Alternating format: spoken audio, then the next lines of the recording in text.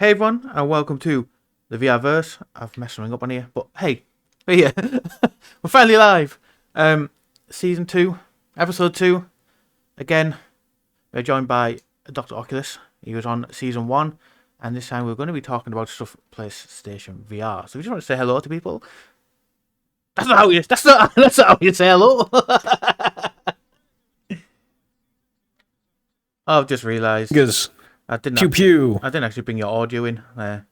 Sorry about that. Well, then nobody can hear me. Well, that's probably for the best, to be fair. It's a good start. Truly. Realise you might have been peeking as well. Let me just... There's been a bit of an upgrade since the last time I was here. Yes.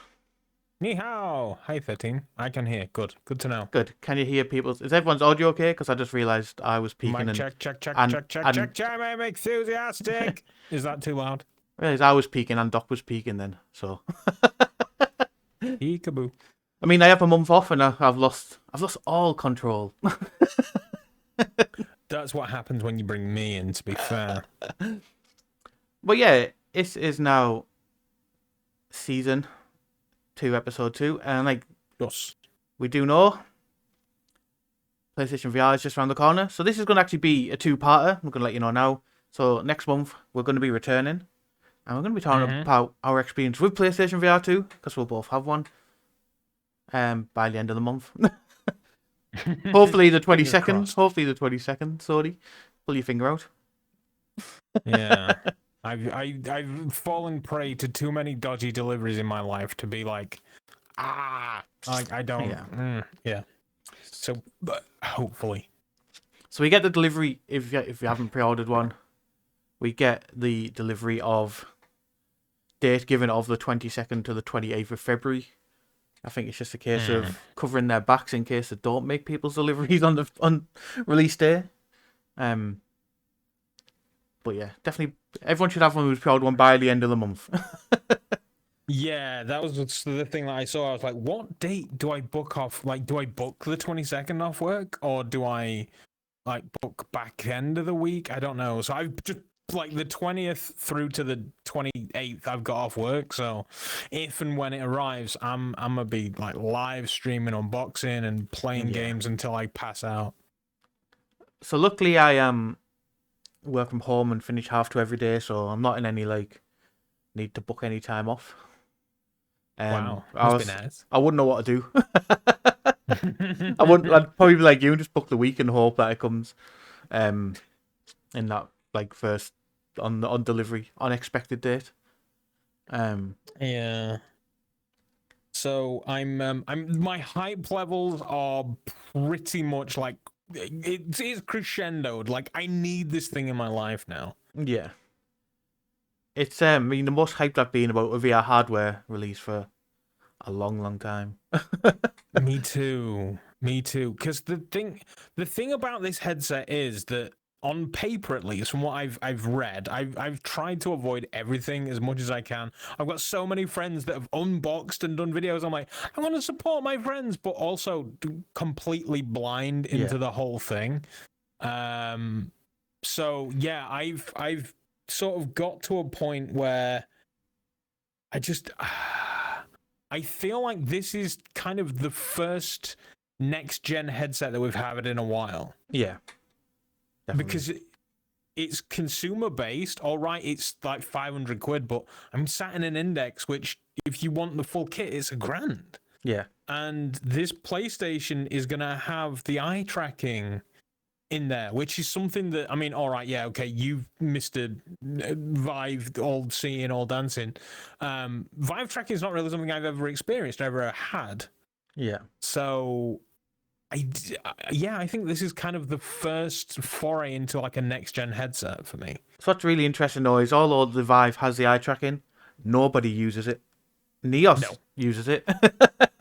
Yes. But it's basically, it's an enterprise headset with the eye tracking, and companies like BMW and things did use it to get like perfect foveated rendering, so when they're looking at parts of the car and stuff, it's perfect.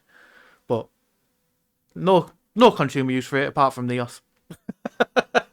And that's the thing. Up until now, it's been kind of a weird gimmick that because very few people have it. It's not been implemented into anything. Yeah.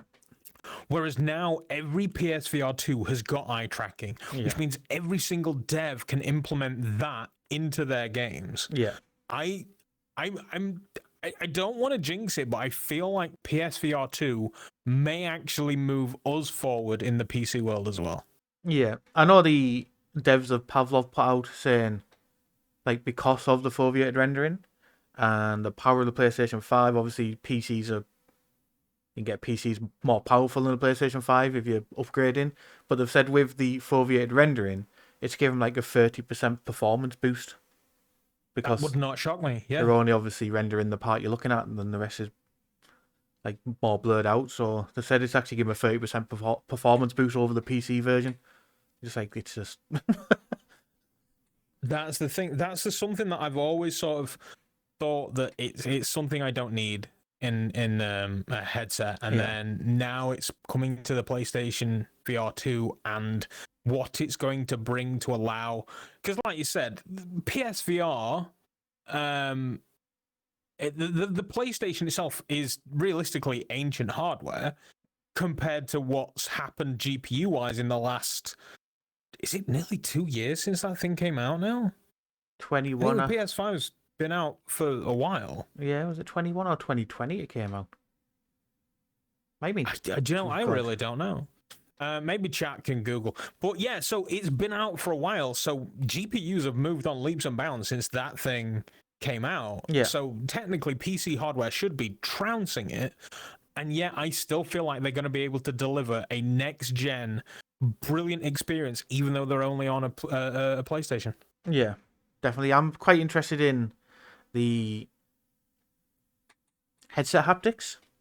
Mm-hmm. Because I think if used right, it could be great. I mean, I've spoke to people who use the B-haptics faceplate, and they say it can be uncomfortable. It can be quite uncomfortable when it vibrates on your face, but I think this one, Sony will have it controlled perfectly.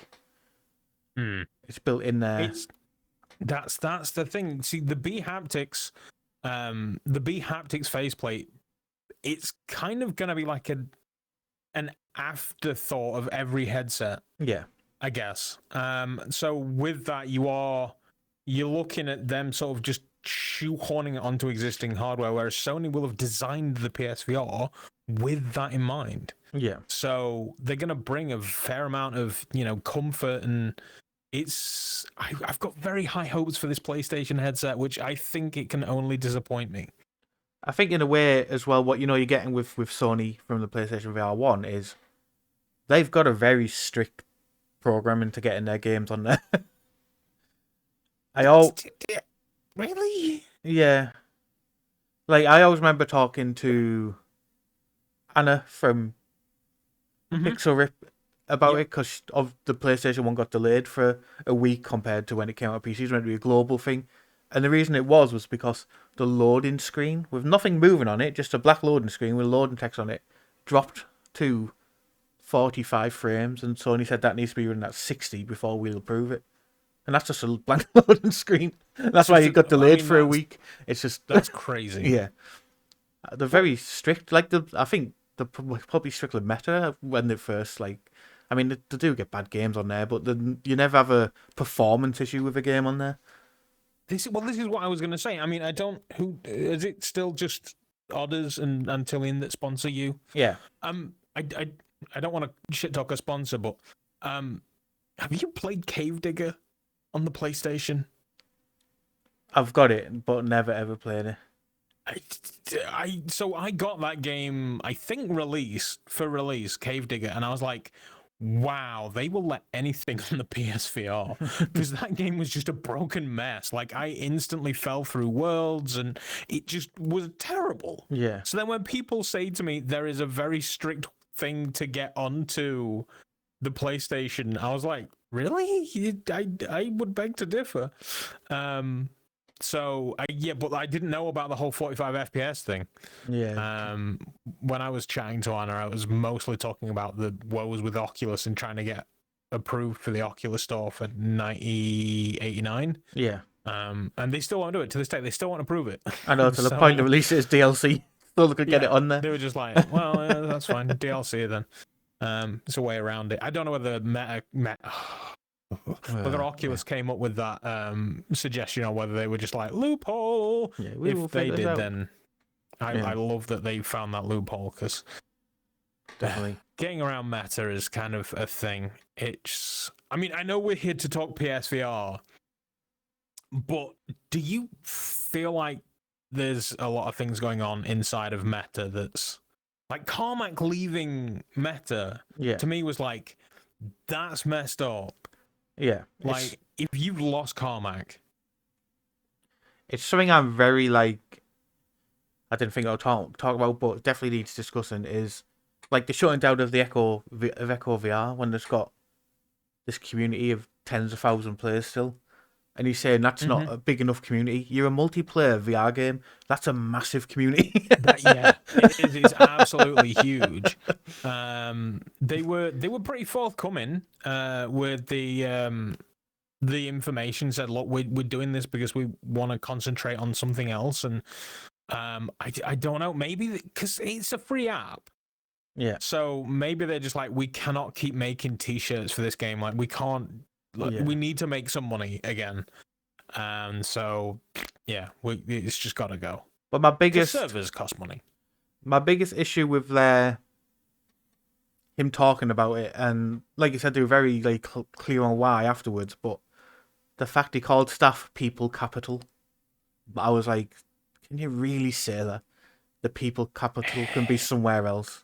Like, can you not say the staff can be used somewhere else? Like... It's, you see, that's like a thing. That is an internal jargon that they've used in the world, isn't it? Like, that's not something. There are certain things that you can and do say about people, but you don't say it to them. It's just weird. So they've clearly got a vision for what they think VR should be, and apparently gaming ain't it. Yeah, I know it's not only Echo that's going now. Though, was it? They've announced that I mean, I didn't think it would last anyway, but they're announcing that they're shutting down Nerf from August. That doesn't shock me. The first thing I don't think we were podcasting at that point in time, but the first thing I saw that and I was like, Nerf. Nobody's gonna care. Nobody's gonna care about that. And shocker, they don't care. No. I didn't even realize it had come out. Just in having a community, and well, the community's not stayed there, and it's just. But I think the issue people have is they've been selling season passes, they've been selling cosmetics, so people like you're taking it down. Do these people get all this money back? That don't even get me started on that. I was chatting to Zim last week because he was just like, Face Your Fears DLC is gone. And I'm like, what? So I ended up cracking out the Oculus Go and installing Face Your Fears. And I'm like, yeah, where's my DLC gone? It's just gone.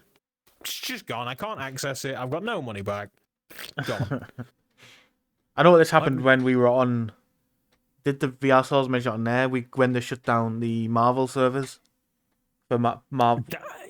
You see, that one, I think we came to the conclusion that was a licensing issue, though, no? Yeah, it was, yeah. Like Marvel said you can have the license for X amount of years, and then they lost that license, and so, gone. But I battled with Oculus at that point, because I'd bought it, and it was like 30 quid. And I was it was expensive, yeah. I said, like, the online is the only thing. Like, there's still the single player. I was like, what, the 30-minute tutorial of walking through a city and using characters? I was like, it's not really a...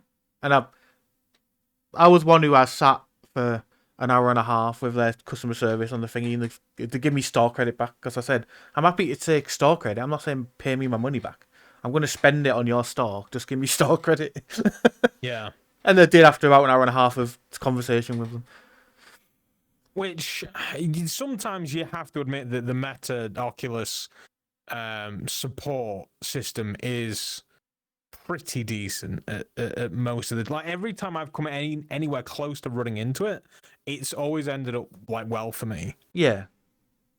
So I got to give them that credit. I've admittedly never had to deal with the, Valve's tech support yet. I expect that to be in my future, but I've never had to deal with that. Never had to deal with HTCs because I don't have any HTC headsets anymore. But yeah, Oculus have always been pretty decent, to be fair.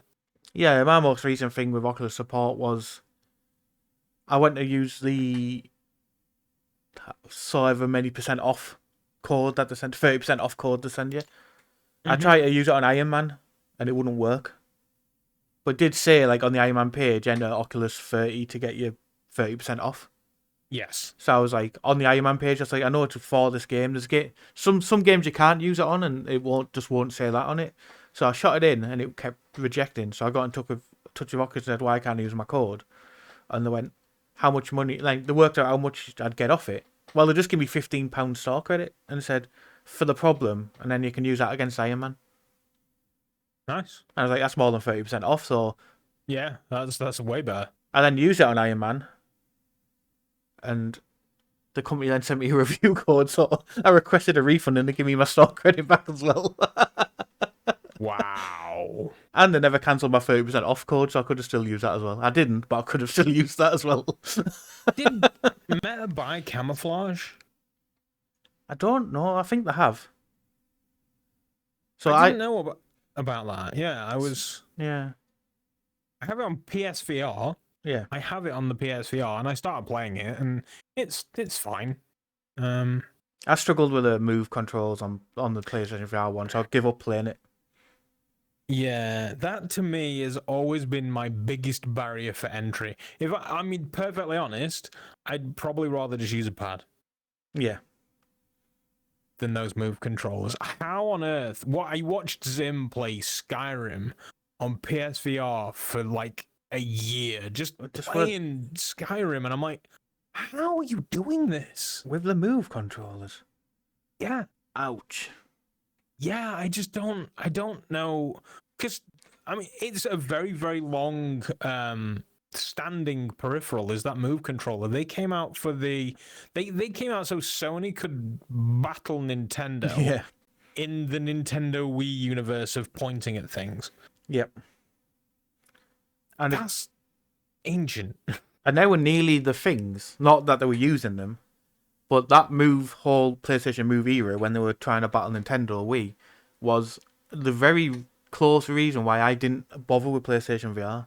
Because in my head, that failed and they just backburned it. Not bother now. After a year or so, no more games for it. Just they've had enough of that. It didn't work out. And I was like, will they do this with VR if the VR doesn't sell well? Like, what's the... And it really nearly put me off investing in PlayStation VR. They've got a history of certainly going down routes and then bailing out, but that's ancient history. Yeah. Modern times, they pretty much stick to their guns. Yeah. So you've got to sort of applaud Sony for that. I mean, brand loyalty aside, to which I honestly don't think I have any these days. Yeah. I used to be hardcore Nintendo when I was a kid, and then eventually I was just like, I kind of don't care, and I just want to play everything. Yeah. So I had no real brand loyalty, but then I went hard with Nintendo, and then when it got down to the Wii, and I was like, this is last year's hardware. This is the previous generation, and this is your latest thing. I'm not bothered. So then I just went down the route of Xbox and PlayStation at that point in time. But I've always had the consoles. I'm very fortunate in life. Always had loving parents that got me things, or I got me stuff and things like that. So very fortunate in that sense. But yeah, I had the PlayStations.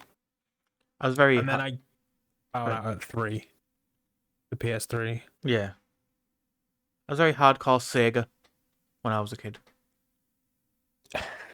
I sold my SNES to UK viewers, other people, the Super NES or whatever you call it. Yeah, I sold my SNES to get a Mega Drive, played Sonic for about a week, and then regretted it and got a SNES again.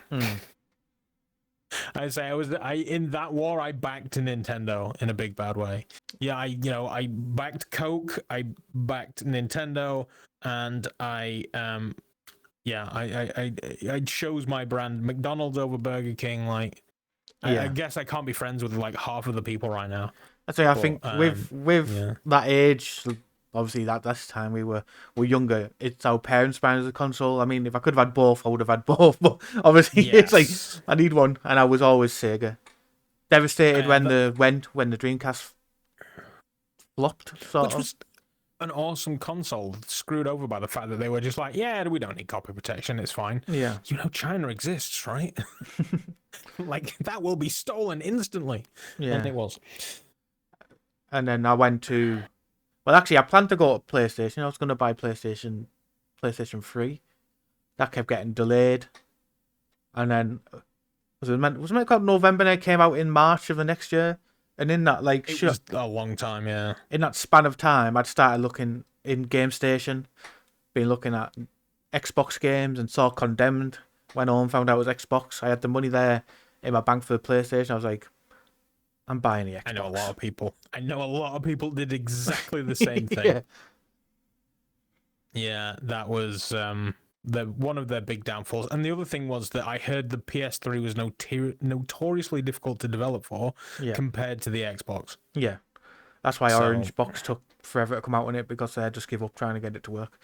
Stuff to work on it. Yeah, I played the monsters all over your shooter game, Darkness. I played the Darkness on the Xbox, and my friend was just like, "Ah, no, PlayStation's better. PlayStation's better." They launched it, and the person's head was like rolling around on their own, like the axis of their own head is rolling around. I'm like, and this is better, is it? And they were like, yeah, no, this game's messed up. It's wrong.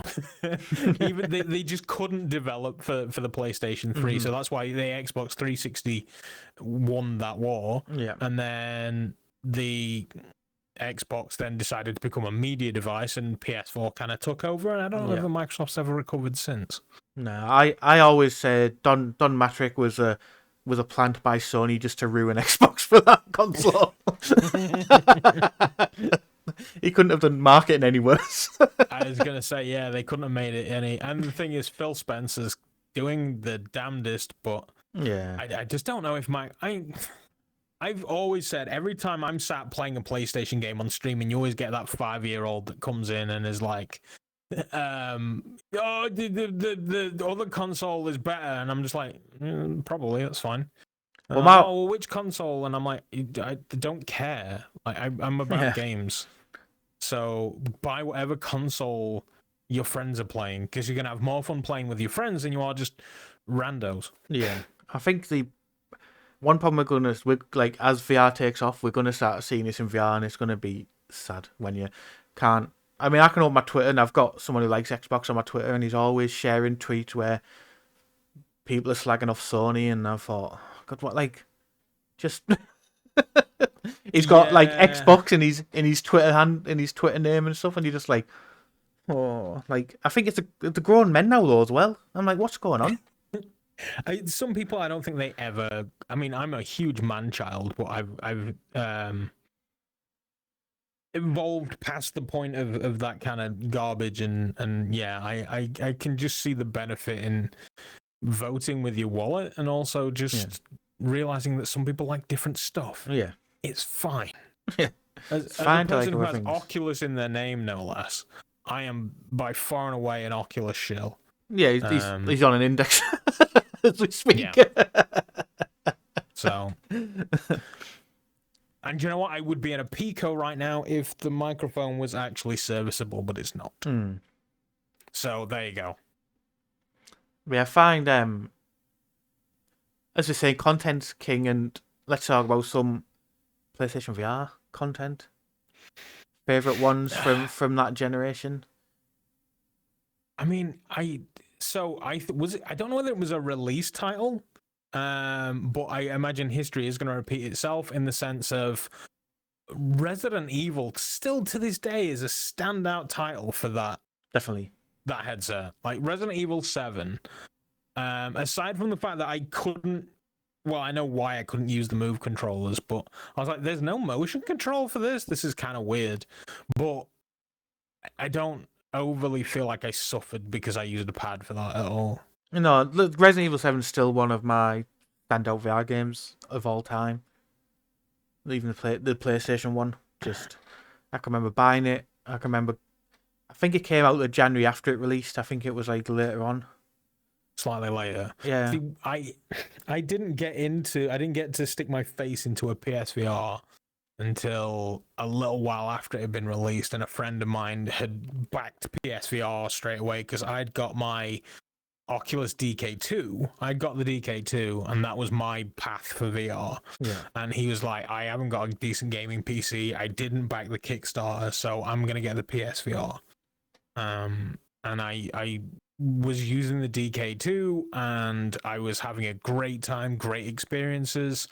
Eventually, I managed to shoehorn Resident Evil 7 into the DK2, and I was playing that with a pad using Vortex. Yeah. And then I went to my friend's house and I put on the PSVR and I played the demo disc that you get with it, where you're doing like the street luge and you're getting attacked by a shark in a tank and stuff. Yeah, PlayStation VR Worlds, wasn't it? That? Yeah. Or So I PlayStation did that Worlds, one. And I did the street luge, and it was just a blurry, broken mess. And I was like, this is crap. Like, this is so bad. Yeah. Then I did the Batman and was like, okay, yeah, this is pretty decent. And then I did the Resident Evil. I was like, yeah, okay, that's all right. But I wasn't about to go out and shell out money on the camera and the controllers and the headset, because it seemed kind of on par with what I was doing with the DK2 at the time. Yeah.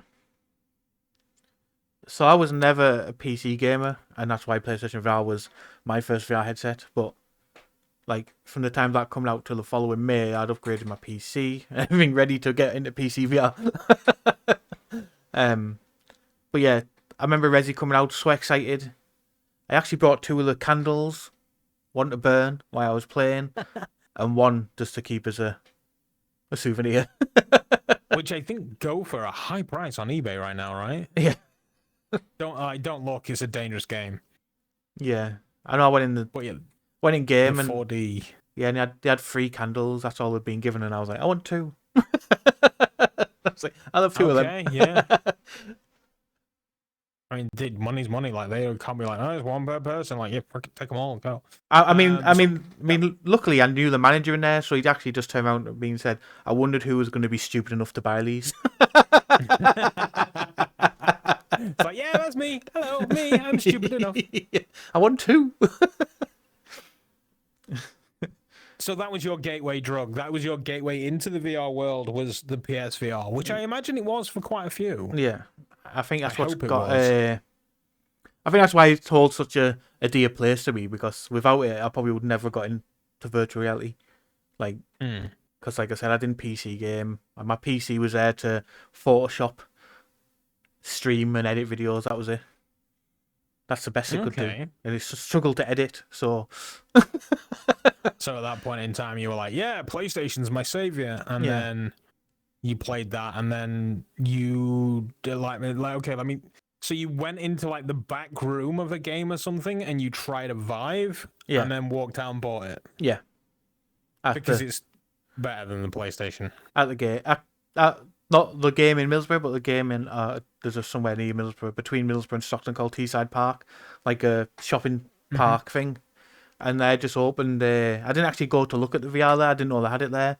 They opened one of their arenas at the back of the store, where they've got like did that kind of thing. Yeah, they've got like a big, just busy land park back there. So I messaged them, said, "Oh, can I come and have a look for my website?" It was going to be opening like the next day. I was like, "Can I come and have a look for my website? I'll put a blog post out about it." And like, "Oh yeah." So I went in, and then they had Vives, and they were like, "Do you want to have a go on that?" I was like, "Yeah."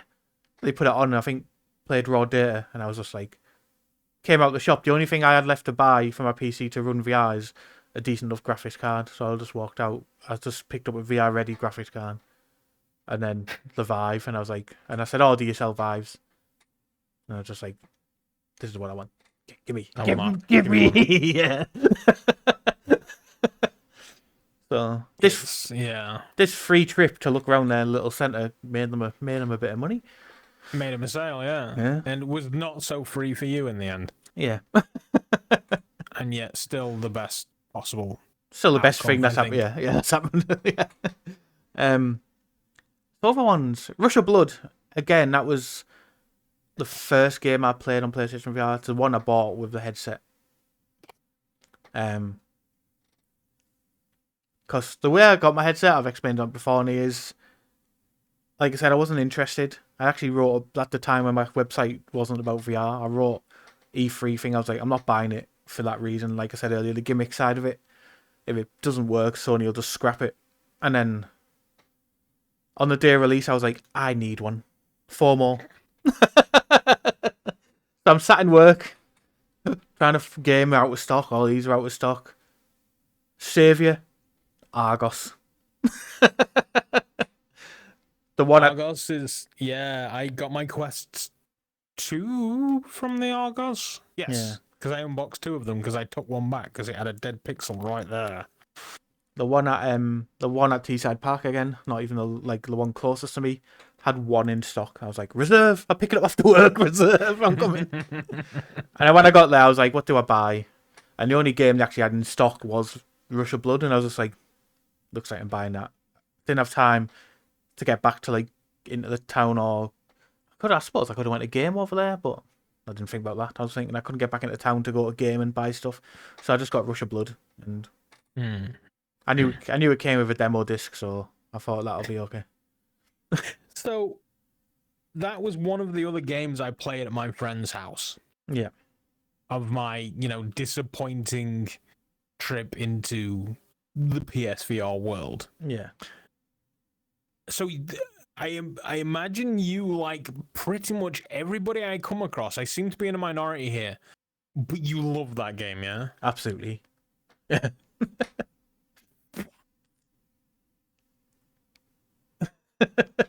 I think. So, those of you who don't know me, I have a massive problem with roller coasters in VR. I think they are the worst possible thing to happen to virtual reality.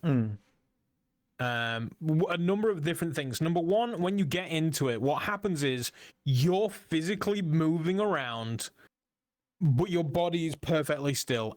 Doesn't know how to deal with it. It makes newbies want to vomit. It's also the very first thing that newbies want to do. Oh, put me in a roller coaster. I'm like, no, I'm not going to do that because it's a terrible, terrible idea. Mm-hmm. And then number 3, everybody wants to make that viral video of the guy in the shopping mall that's got an Oculus DK1 on. Somebody pokes him and he loses his everything. He just loses his mind.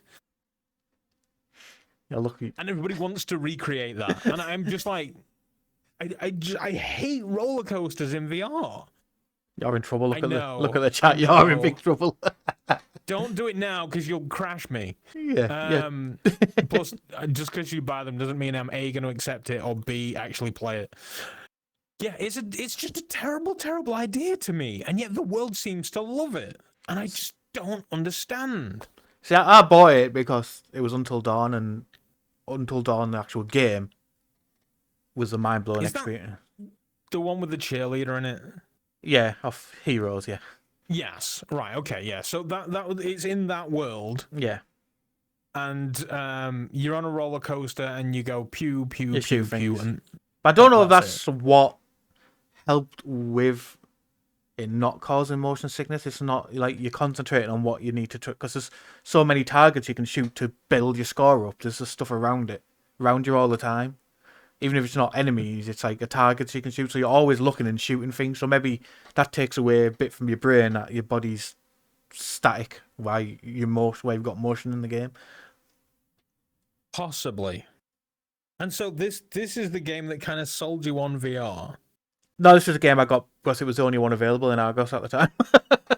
Yeah, but okay, this PlayStation VR thing, it's not that bad. Yeah. I quite like this. Yeah, I'll invest more. The game that sold me on VR, that it was I wanted to move away from having a website about standard gaming to a website about VR gaming, was Robinson the Journey.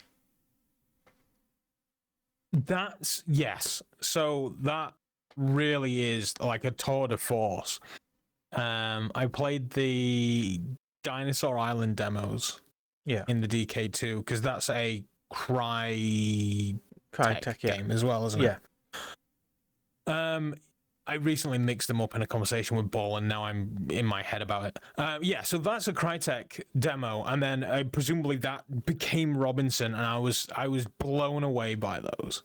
Just stepping out the pod. As soon as I stepped out that pod and looked around, even though the movement's slow, it's not really big on it. The puzzles are pretty easy. It's not really a massive game that's gonna just part. Step out the pod, see the pterodactyls fly in, see that big open, and I was just like, this is. At that point, I was like, my jaw hit the floor. I was like, this is for me. It is. I mean, I played it on the PC maybe a year ago for part of a wheel stream or something, and it was still pretty impressive. It was annoying that it wasn't, it was a controller game. Yeah. But it was still pretty impressive, and I think the movement speed bugged me. But other than that, it was still pretty great. Even at this point, I want to say about 5 or 6 years later. Yeah, there's all this. It was a long time. There's like all this talk of PlayStation VR2. Anytime anyone's like, "Oh, PlayStation VR2's coming," what did you like about PlayStation VR1?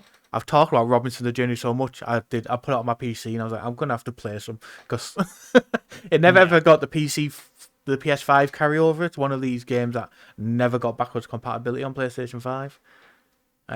Okay. So I was like, I already owned it on PC, so I was like, I'm just gonna have to play it, go on PC, and again, even just walking out the pod, then I was just like, this still blows my mind, like stepping out of this pod at the beginning. So you've got your PSVR, you've got your roller coaster game.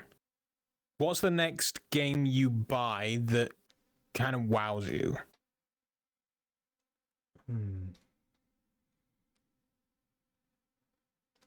To be fair, I bought PlayStation VR Worlds and the London Heist. Just some of the interaction in that is what also. That was like the next thing I bought. Like, I got Rush of Blood, played that on the night, played a few demos, went in game and worked the next day, and bought PSVR Worlds because it was just a disc of mini games, wasn't it? And I thought I might get stuff a bit more understanding. That didn't come with the headset. I think that came with mine. It's bundled, but I bought the headset on its own, not the bundle. Right. Okay. I'm very late to the PSVR game, so. I played London Heist, and there's just some of the interaction in that some games still haven't done to now. It's like picking up your cigarette and lighting it and taking it away and seeing smoke come out. There's not many there's not many games that have implemented that type of thing into it. Still, there's some. There's definitely space for it as well. Like, you play a game where you're underwater, and you should be able to pick up your microphone and make bubbles come out. Small touch, should be able to do it. Like you say, doesn't do it a lot. Yeah. I think the new Peaky Blinders game does it. Yeah, I think it does. I think they've got the smoking part in that, haven't they? You can always light a cigarette up in there, I think. From what I remember of the demo, admittedly, I could actually play the demo on the Pico, and I've not done it. Yeah. That Pico, I bought it, love it, and then put it to one side. I've never really touched it since. I need to. My to-do list is it has a physical presence right now, and I need to do. I would be doing more of it right now, but I'm here. Which, depending on when we finish, I may to do some more stuff. I forced him to be here. Yeah, the gun is against my dog's head. What else was there? There were so many Winlands. The first Winlands still got me, like, very simple the way it looks. But just the swinging between the trees with the things. I was like, this is. Was that a move game? It was, yeah. You could do it with controller, but you could do it with the moves. I remember playing that game in my DK2. I'm sure I did. Yeah. And thought, wow, this is awesome. And loved playing it in my DK2. I'm sure I played it in the DK2 before it was even like VR was a thing. I'm sure it was an early DK2 game, and I played Winlands then, and had a great time. And then I think the first video I have, I may actually be playing in the CV1, but I'm sure there's footage of me playing Windlands. Never played it on the PlayStation, never played it, but was so incredibly happy on the PC, and the native quest build is awesome. Like I went back to the quest. I think you gave me the key for that actually. Yeah. And yeah, Windlands was astounding. Simple premise, got harder. Still a lot I of need fun. to go back to those games. So I know on my channel I have the channel thingies, the challenges. I need to do Sam and Max. Somebody please remind me that I will. Right, next Monday, you guys will be at work. I'll finish Sam and Max. There we go. I'll knock it out. What? So you did Windlands. Did you ever play Batman? I never played it on PlayStation. I played it on PC. Okay, I played it on the PlayStation, but then I played it on PC. Yeah. That was a great game, and it did hold up pretty well in the PSVR. Come on, I was just searching through CD keys, and it was like £2.97 on there on PC, and I was like, I'll just buy it on there. Yeah, you can get it super cheap now, and I recommend you do, but don't pay a lot of money for it. It is a 30-minute experience. It's not a big game. Yeah. But set in the Rocksteady Batman world, and I could never place it in the timeline. No. Like it felt kind of like it was between games, but then it was after games. And then the new Gotham Knights I thought was the same universe, but I don't think it is. It's weird, super weird. So yeah, that's Batman is one of my sort of go-to PlayStation titles. First place I experienced, still one of the things you don't know you need in VR until you've played it, Tetris. Oh, I saw Tetris Effect was coming to the PlayStation, and I was like, I don't want to play Tetris. I don't want this game at all. And then I think they did like a 24-hour demo where you could play the first level. And I played that, and I was like, I'm a Tetris fan now, then, I guess, because god damn, this is astonishing. To the point that I bought it on the PlayStation, I got it on the PC, I've got it on the Quest. I loved that game so much. I play it in every single headset. I did a video which failed miserably, where I unboxed a gadget, which I may still do the video if I ever decide to dedicate any actual time to it. I may still do the video. But my go-to game of choice was Tetris Effect. Yeah. It's every single time. I can't stay away from it. So I was like, I don't need Tetris in VR. It's not something that I need in VR. Went to an EGX. They had the PlayStation VR there. It was around the time Tetris Effect was coming out that year, and I queued because I wanted to see. I'd played Beat Saber on PC, but I wanted to see how would it work with Move controllers because it was so fidgety with the tracking. So I thought I queued thinking you get in and you go in, and I queued, I got to the front and like, oh, we don't have any more slots for the place for Beat Saber today. And they were like booking slots through the day. So I was like, all right, okay. I went. All they said they'll open again this afternoon. They got booked the morning up to sort time, then opened them again for the afternoon. And I was like, all right, okay. And I was about to walk off, and I went, do you want to try Tetris? Because no one's in there at the moment. And I was like, well, I was just queued for 25 minutes. I might as well. And then I left there, and I was just like, if I don't even get to play Beat Saber, I'm not bothered. This was like... It made me a Tetris fan. It truly did. Like, to me, in my head, Tetris... I've had a few Tetris games over the years. I had the OG Tetris, and I played it, and then it turned out to be the thing I lost my Game Boy to my mother for. Because my mum would just play Tetris hardcore. She loved it. And then there was one Tetris game where it was a sphere. I can't remember what it was called. But that was pretty dope. Like, I liked that game. But then all the other Tetris games, it's just not for me. Especially competitive Tetris. I'm never going to be that guy. But then Tetris Effect, that is my jam right there. What else was there? Oh, there's one that came out early on, which I haven't even mentioned yet. I was playing it the other night on my. I did a stream the other night of going through some of my old favourites, and ended up with Static. Oh, that's a great game. The one That game, is.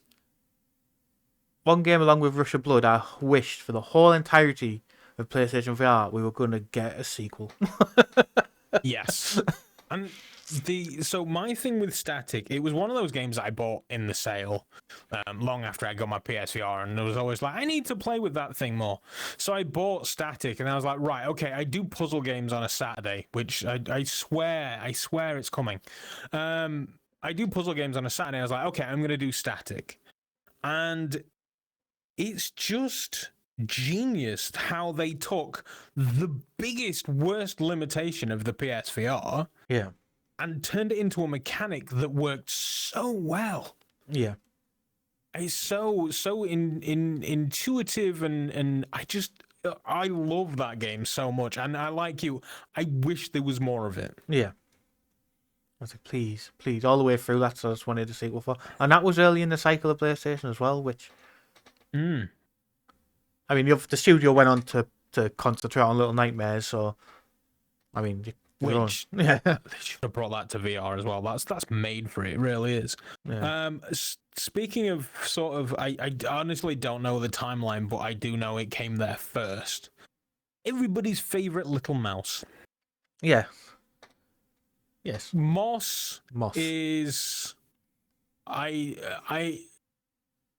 know? The more we talk, the more I'm just like, am I not a PSVR gamer? Like, Moss is astounding. Yeah. The love and care that they put into that. They called me a simp for Moss, and I'm like, I'm not against it. Yeah. I love Moss so incredibly much that I bought it on the PSVR. Moss 2 on the PSVR as well. I just bought the deluxe edition. I'm like, take my money, it's fine, go for it. And even then, at that point in time, I was still, even though I was fighting, I did a full playthrough, just no camera, just me talking and playing. And even though I'm fighting with the tracking all the time and messing and doing tricks to manipulate my play space and things, even through all that, I still love Moss 2. Yeah. On the PlayStation. Yeah, there's just... The team at Polyarch have just... What they've done perfectly is animate Quill so well. Mm-hmm. It's like every little movement is what bonds you to her. She's just... Seems like it's a real thing. Because it's so well animated. Yeah, Quill is... The love and care and attention that they put into Quill oozes from that game. Yeah. And you can't help but she's so charming. Yeah. And it just proves, like, if anybody says name a AAA VR game, I'm gonna point to that one. Yeah. Because the care that's put into it is beyond the level of. I'm trying to think of anything else other than Moss that Polyarch have done, and I'm drawing a blank. They've only done Moss. Moss was there first. So, I would say indie studio. Like, they're not massive. No, they're not. And yet they have punched well above their weight, and they have nailed it. Yeah. And that found its first home on PlayStation, which presumably Sony were like, here's some money, you go away and make a thing, and then we'll keep it on our platform for like a year. And I'm happy that they did that, and I presumably did it for the sequel as well. I'm very, very happy for that. Yeah. I think they only kept the sequel for a shorter time than I think they kept the first one for about 6 months, I think, and then the second one for about 3 months or something. It wasn't like a massive gap on the second one, which I was thinking it's still going to be quite a big gap. But I think they've done that and left it there exclusive for a bit more on the fact that it was Sony that helped them with the first one. I don't think there's any other sort of involvement. They've just wanted to appreciate that Sony helped them get the first one there.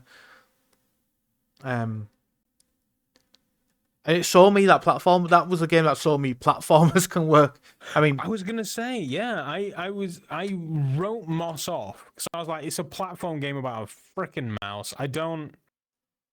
Don't want it. I don't care.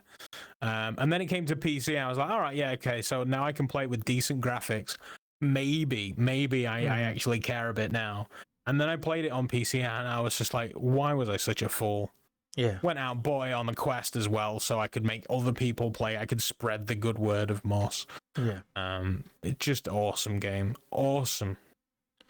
And then another one I tried at EGX, which I wasn't like massively hyped for.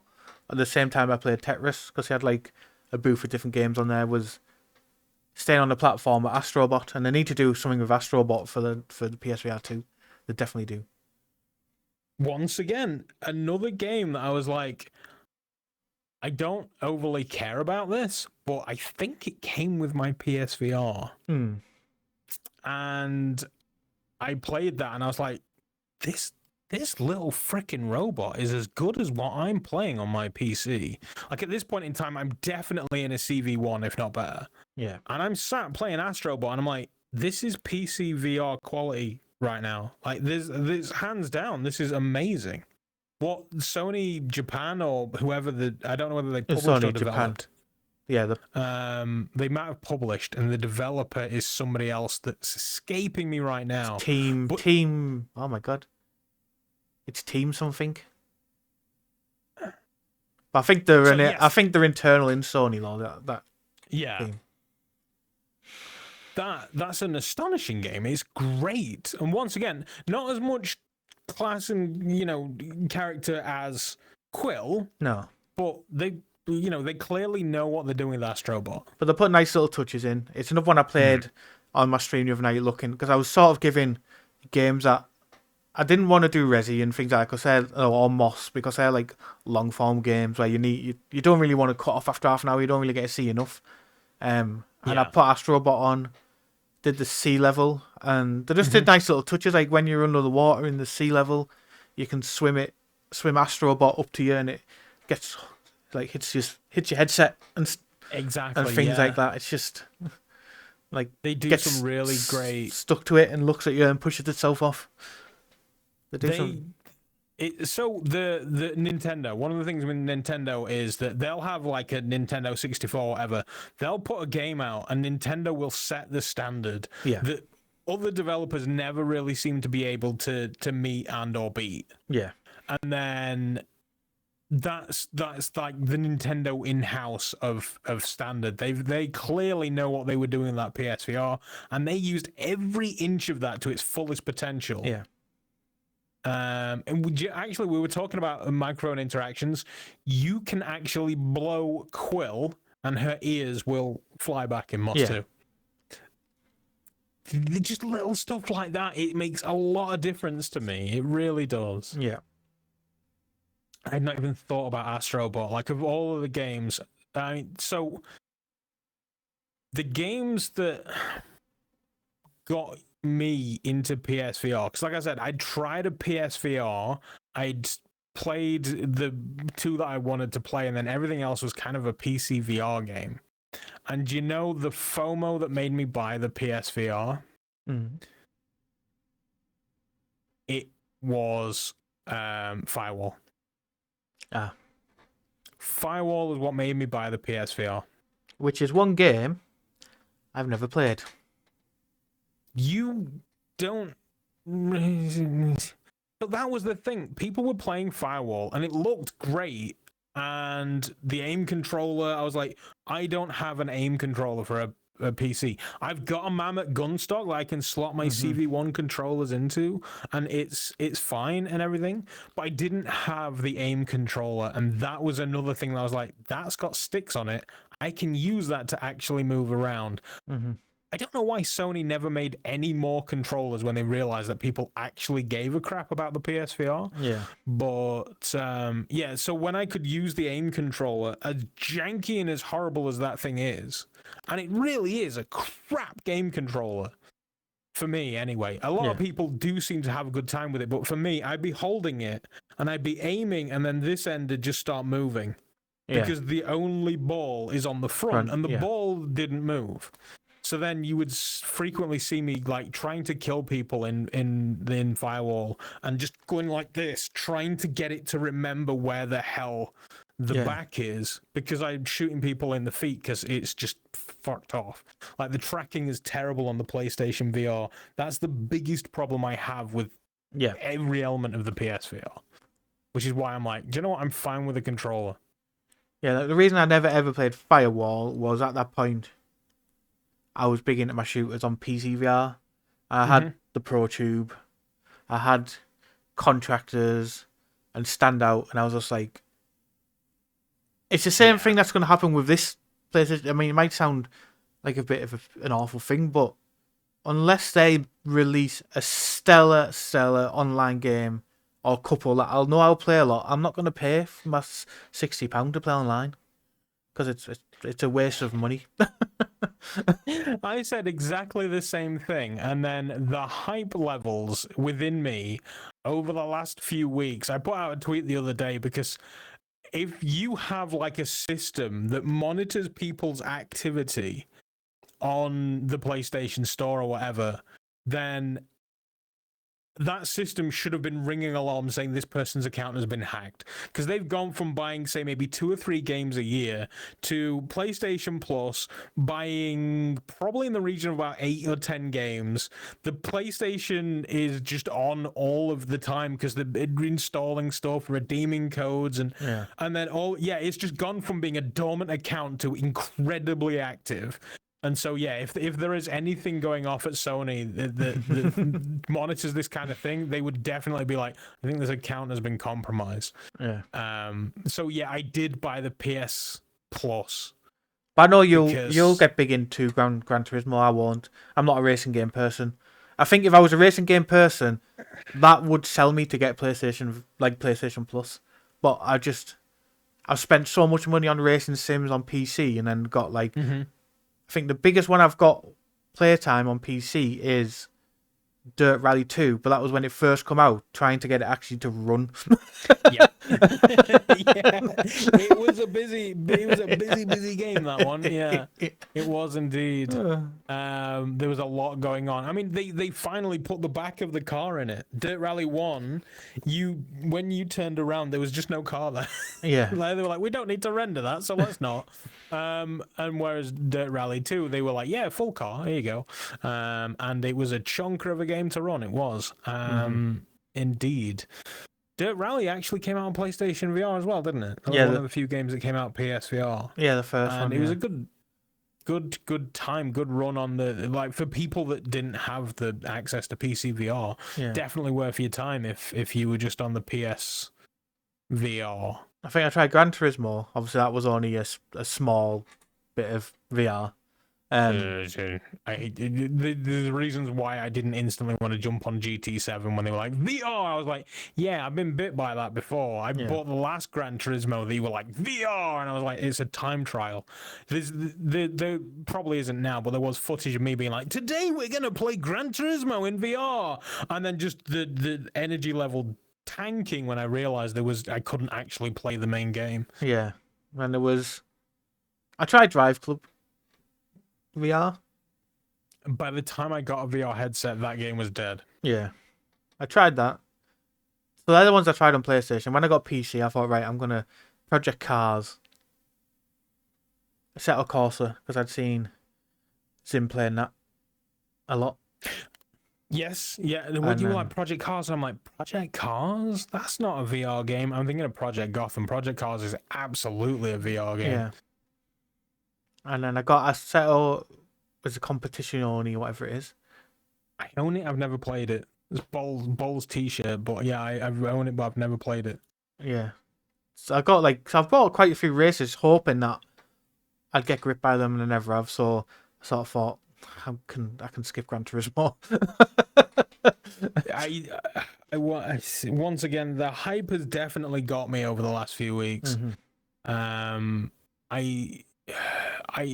This is probably more for a future time, but yeah, I bought Resident Evil 8. I've bought Gran Turismo. I've bought Cities VR, which I own on the Quest and I've never played. I've got What the Bat. I've got what's that one? Beyond What the Eye See or some shit. Yeah, I really fancy that one. That's going to use the eye tracking so well. think it's just So called Beyond. Is it called Beyond Eyes or Beyond the Eyes? I can't remember. It's one of. something like that, yeah. So have you been getting an email like every other day from Sony going on about your payment method? Yeah.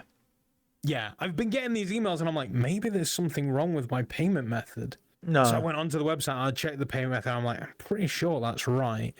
And so today I just got that paranoid that my payment method wouldn't be charged to... No, not tomorrow, the day after, isn't it? It's Friday, they're taking payment. Yeah.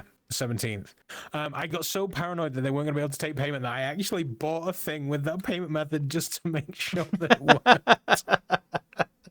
And that was the game that I bought. So I think yeah, they're sort of covering themselves, aren't they? That's with all these definitely. emails. Basically, like, make sure you've got the money in your account because we're going to charge it. And the worst thing is, though, that the moment they try and charge it, like everything should these days, it's going to come on your bank. You need to approve it, yeah. To approve. And so, if they do that at 2:00 in the morning, I'm not going to get it. No. And then it could fail. So that's what's happened. Xbox 360, I think it was one of the consoles in the past.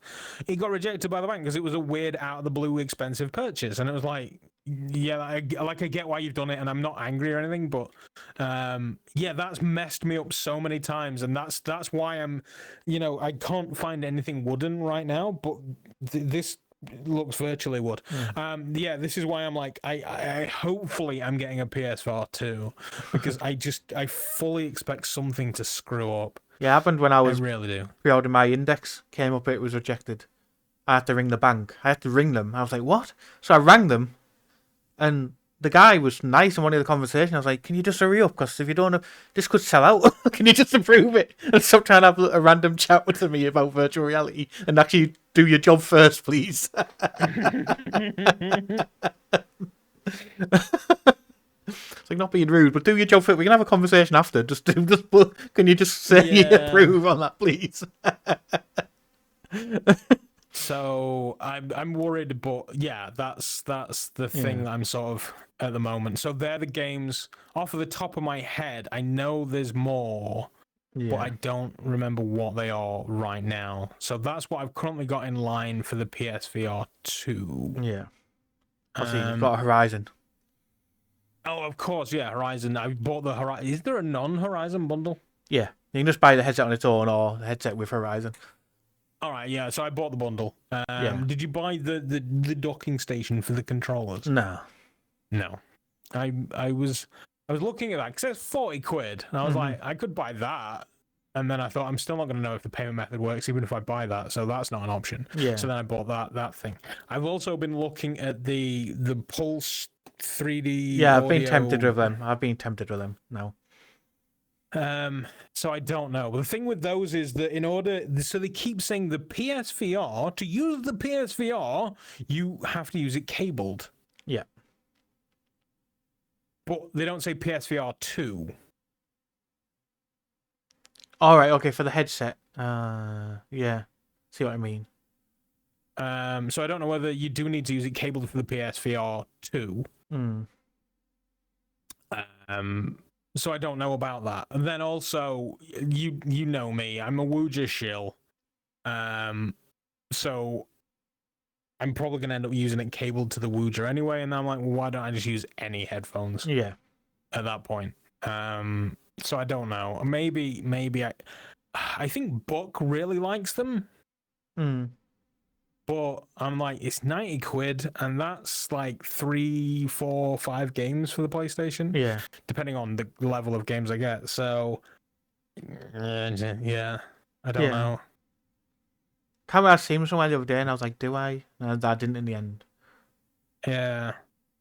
I wouldn't mind sticking my ears in some and just seeing the difference between that and just my garbage Razer Kraken.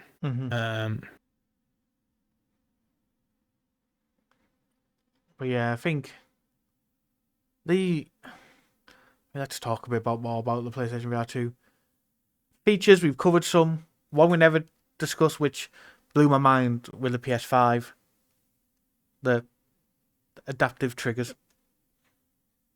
That's I heard about the adaptive triggers and the PS5, and I was just like, the Xbox has had that for ages. You're on Forza and you pull the trigger and it skids and it vibrates your trigger. And I'm like, they've had that for ages. And then I got the PS5 on launch and played Astro Bot, and I was like, oh yeah, no, this is something incredibly different. Yeah.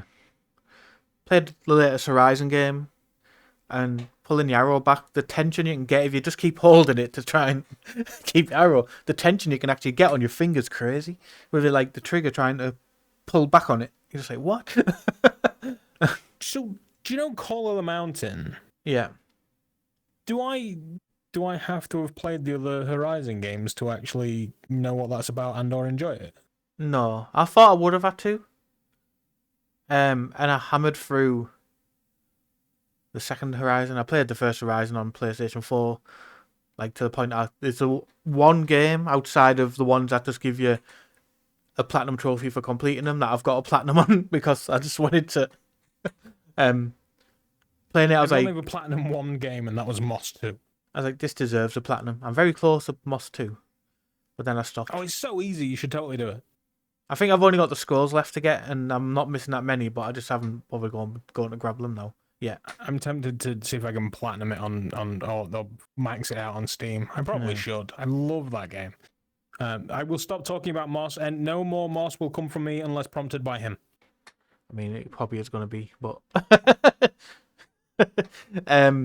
so yeah, I'm interested out there, and I looked because I thought the reason I wanted to play the second one was the new one. Obviously, you're not playing Alloy in the VR game, and it runs at the same time frame as the second one. And I was like, are they going to reference something in the second one? Right. So that's from the second one. That wouldn't mean anything. Yeah. But apparently, someone pointed out you bump into Alloy on it in the game, I believe. But when I was talking about it, I was worried it was going to be referenced because it's running alongside it. Someone said, think of the time it is. They couldn't just send a message to someone and say, like, I know they've got advanced robot technology and stuff, but there's no quick message system. You like, if she's on a different side of the map, you're not going to know on that side of the map straight away what she's done over there. I was like, I suppose so. But yeah, I think it runs alongside, and I was just worried, but I don't think they will, because some people might be buying it. And I was tempted to buy the second one just to have it in the library to try and, I don't know, maybe like fly through it. The run up to the release is going to be some of like the longest hours of my life. Yeah. And because I've booked the time off, I figured I would either just go ham and try and cram as much as I can into that time before, my life becomes dedicated to the PSVR2. Yeah. Or I might just try and squeak out like all of Horizon Zero Dawn in 2 days. I know the second one for the main story took me 28 hours or something for the main story. So if I don't sleep in those 2 days, I could probably do both games. Yeah. Yeah, you've played with me. I run around and search every nook and cranny. It's way longer than 20 hours for me. Like, I basically just try to run the main story. I did side quests when I needed to increase my level for the next, like, because of the story missions have set levels. That's going to be too hard. So the only time I ever did, like, side quests was when I needed to boost my level in order to be more well-equipped for the next part. And, yeah, it took me, I think it was 28 hours. So what else do you have in line for the PSVR 2? Quite a few lined up at the moment. I want to, for the sake of the website, VRrealm.com, I never advertise it, which I should really. I want to review games. I want to first bring games to that which I've not reviewed already. So there's some games I've got lined up which I've played, like Moss. This is where Moss is going to go back into it. But I've got Moss 1 and 2 already there for PSVR 2. So I'm going to review those because it's going to use stuff on the headset and things like this that could going to be a different experience through that. I just want to but I know I'm not going to jump into those straight away. There's like Kayak Mirage, which I've never played. I have this. I've purchased that as well. There is, And I own it on PC. Shame. which is the one I've got a few that I've made. Puzzling Places. I've never played that. That's on PSVR Yeah. too? Mm-hmm. Huh. And I mean, presumably it's currently available for PSVR. yeah, And it's getting an upgrade, I guess. I think they said it's getting a 1,000-piece puzzle for the PSVR2 apparently. Oh, you asshole! You just sold me that game. I think it was 1,500. Damn you. It's a massive amount, like compared to what they normally do. I've never reviewed Pistol Whip. I've played it, so I'm gonna have a go at that. No interest. What do you want? I've got What the Bat lined up. I've got against Cities. I played Cities VR quite a bit on the Quest, and my issue with it on the Quest was the limitations of the hardware. Didn't allow for. I mean, they allowed for decent sized maps, but also as you were flying through to a different part of the map, the buildings details were all popping in and stuff, and I was just like, I mean, you kind of make allowances for that. Yeah, because it's on a Quest. yeah, but yeah. So I'm just looking forward to see what they do with the rest, with like the power of the PlayStation. I know they've said the maps are miles bigger, like miles bigger. I'm just hoping they haven't sort of give that the thing over, making sure there's no popping from the buildings, because it is quite immersion break when you're flying and the buildings are popping in, like the details. Yeah. I mean, you can see the square of the building, but like After the Fall, any interest in that? After the Fall, I want to see what they do with it. Because we are PC VR gamers, because I'm sat here in an index, I look at games like Moss and stuff that I can play on a PC after the Fall. Kayak Mirage, I only bought that because it was kind of cheap. But yeah, I look at those games and I think, am I going to get anything out of this that I can't get on a PC? Yeah. I'm just interested to see what they do with the triggers, what they do with the head haptics is what interests me about them. You see, I keep forgetting these things. Dang it. I want Moss now. Again. There's what I'd love to see in Moss is a time she reaches up and wants to touch your headset. If she touches it and you get a little vibration. I mean, if they don't, which, I mean, Polyarc, that was probably the first thing, is like facial haptics. I get to that scene, put that, just, like you're going to totally feel that. I would put money on it that you were going to feel that. And high fives with Quill and stuff. What? Is there any finger tracking in the PSVR 2? No. Just the capacitive touch ones, like what you get on your Quest. I mean, if I'm perfectly honest, once you've jumped into a game, you've gone up to a friend and gone, the finger tracking's not really that much. I always think that. I thought, like, you jump in any game, if it's multiplayer, you can stick your finger up at someone, or you'll jump into a game, go, oh, it does have finger tracking, but then you never think of it again. Yeah, like it's not. I jump into a game, I'm like, oh, index support, and then I just move on. It's never a thing, because 9 times out of 10, I'm holding a thing or I'm doing a thing.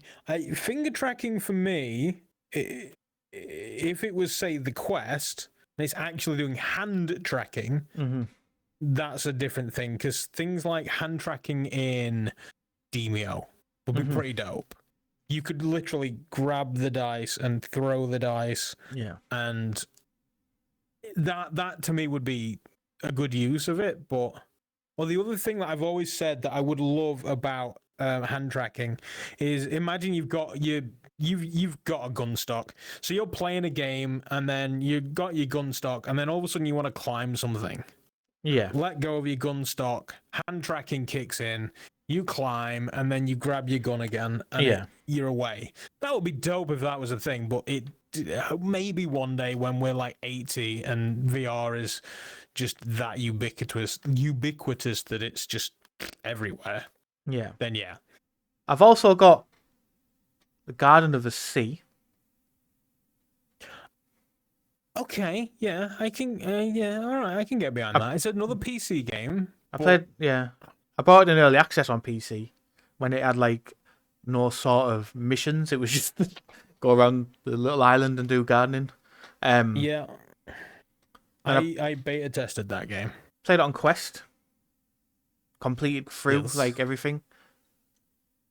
But yeah, I want to see what again. Just thought it's a game that deserves some love, and it's something that needs to be.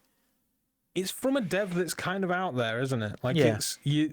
They probably do a lot of like murder games. And it's just like, oh, and Garden of the Sea. You're like, really, you? Okay. Of who course, is it? there is.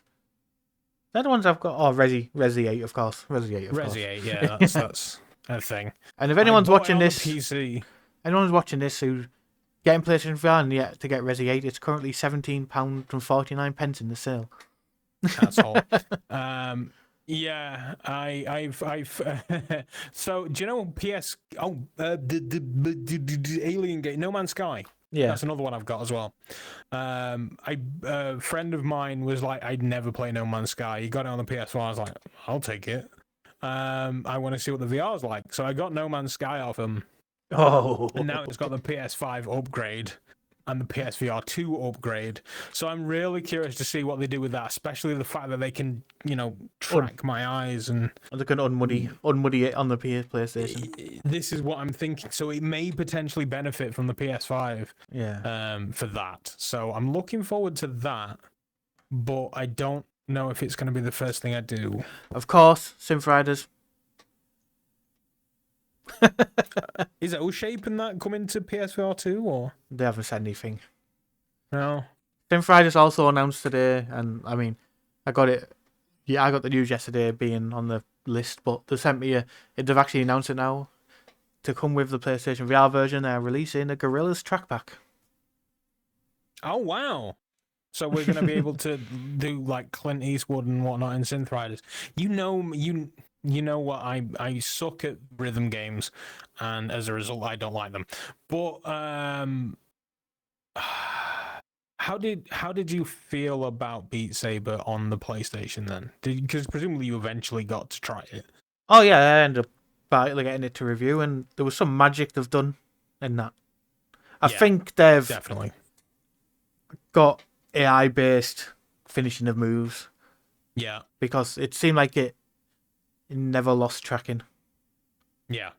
And I think it's got more like AI finishing, so if you're swiping, it's going to finish it off for you. Like, because I was like, how's this game not losing tracking when you're swinging your arms all over the place?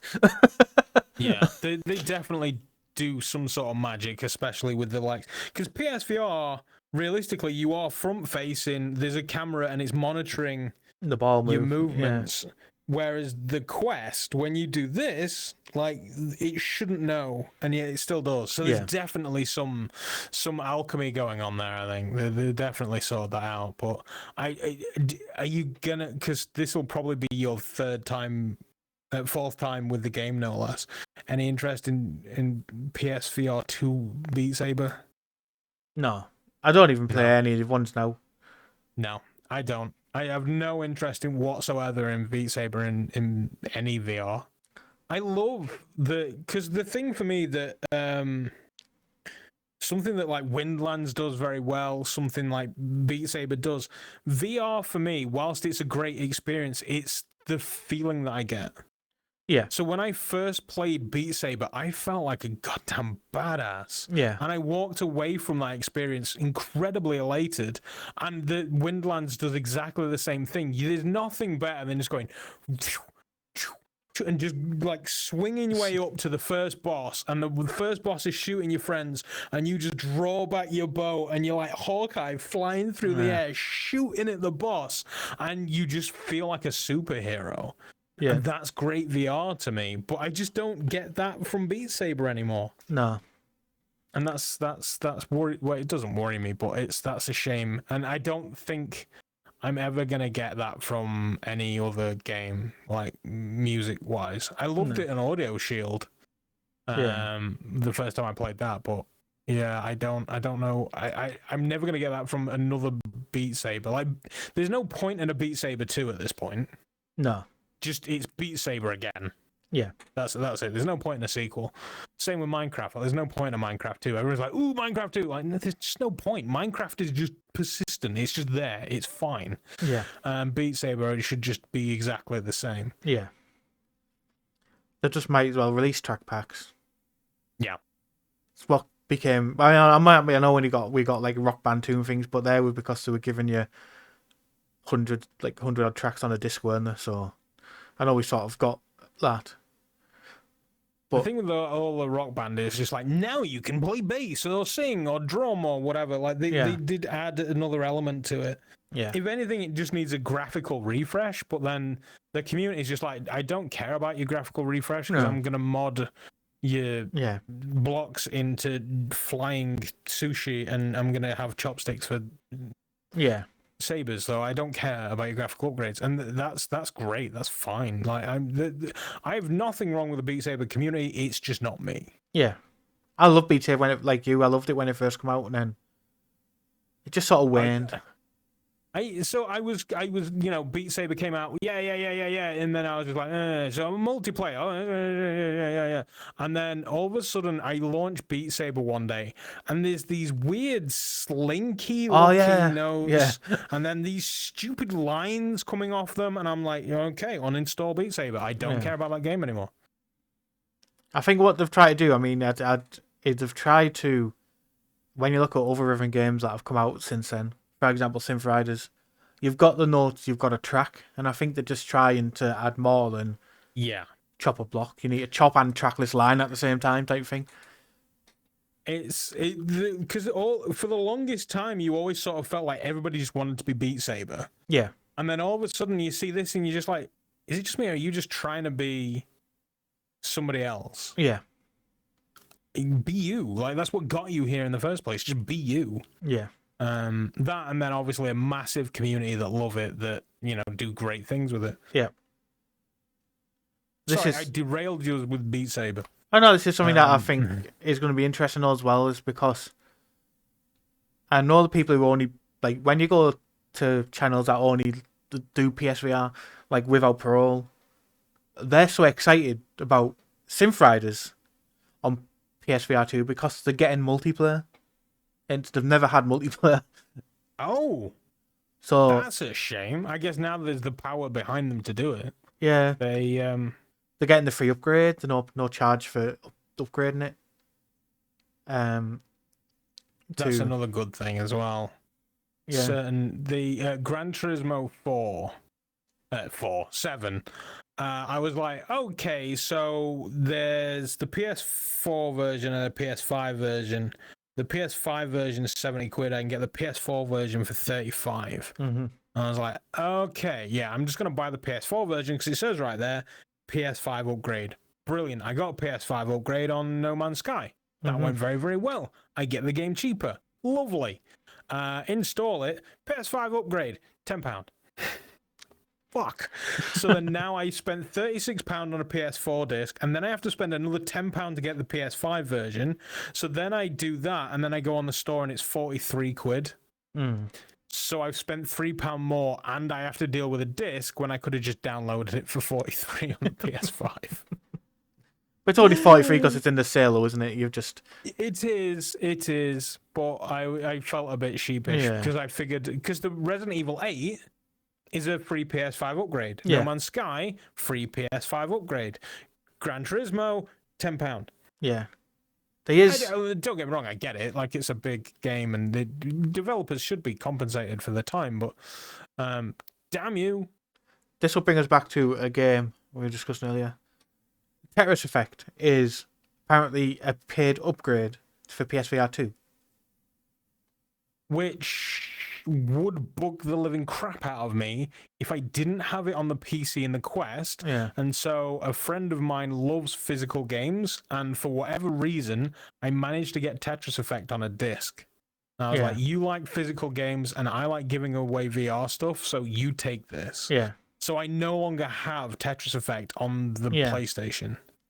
So I'm not bothered about it being a paid upgrade for PSVR 2. So I don't own it. And I think all the enhanced games are paid upgrades. Like Res Infinite's going to be a paid upgrade. I think Enhanced are just charging for the upgrades. I think it is. They haven't said how much. I'm guessing they'll probably be around the £10 mark. I'm guessing. Yeah. The history with Res, which I'm not going to bring up. I'm sure it's a fine game. So other games that are coming out, like you're looking, there's must players which we've already covered. What we've got lined up, these are must players that obviously we want to play. Is there any games where you're thinking, you know what, I will grab these at some point? I want to see what they're like first, like what people are thinking about them first. Remind me of some games. I mean, there's one that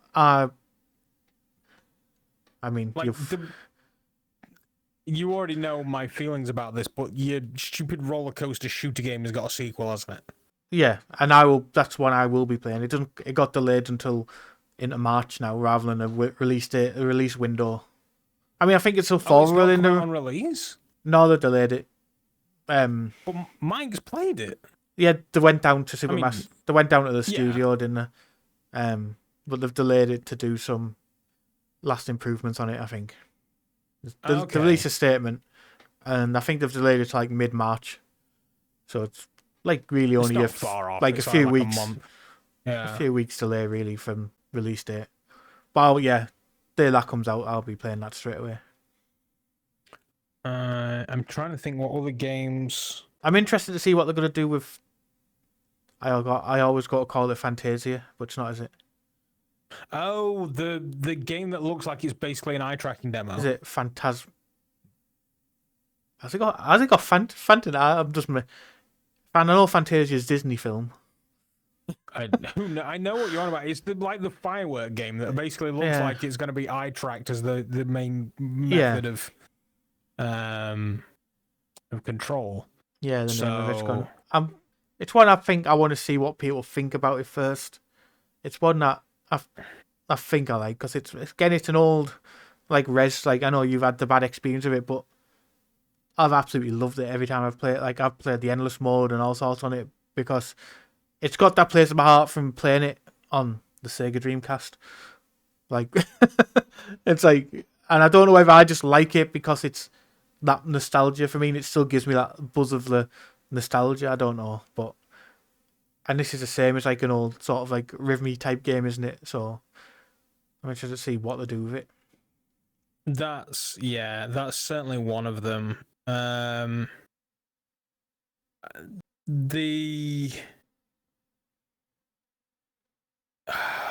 can't think what's coming out. I think I've pretty much bought all of the ones that I'm mostly interested in. Yeah. I've got them about ready to go for launch. So that's something that I'm absolutely. I think I'm good on that. I don't know if there's too many. So I've never played Star Wars Tales from Galaxy's Edge. I've got that. Never played it. And I think that should possibly be something that I do try. Yeah. Saints and Sinners 2. Saints and Sinners 2. Been playing it on the Quest. Very much rinse and repeat of what Saints and Sinners 1 was. A few new weapons is all I've felt is different from it. Yeah, I've heard a good bunch of people say sort of I don't care about Saints and Sinners 2. Like it's not the game it used to be. No. So yeah, I don't. I mean, if I do get Saints and Sinners, because it's not out on Steam yet. I didn't realize it's not out on Steam. Yeah, it's Quest exclusive for a bit, wasn't it? Yeah, so I didn't realize that was a thing, but yeah, so I maybe would get Saints and Sinners 2 on PSVR, but I'm not in a rush. Yeah. If somehow by some miracle Song in the Smoke landed on my lap for PSVR2, I would play it, but I am definitely gonna rush out and buy it at all. I don't do survival games very well. When I played Green Hell, I was like, this is my nightmare. Yeah.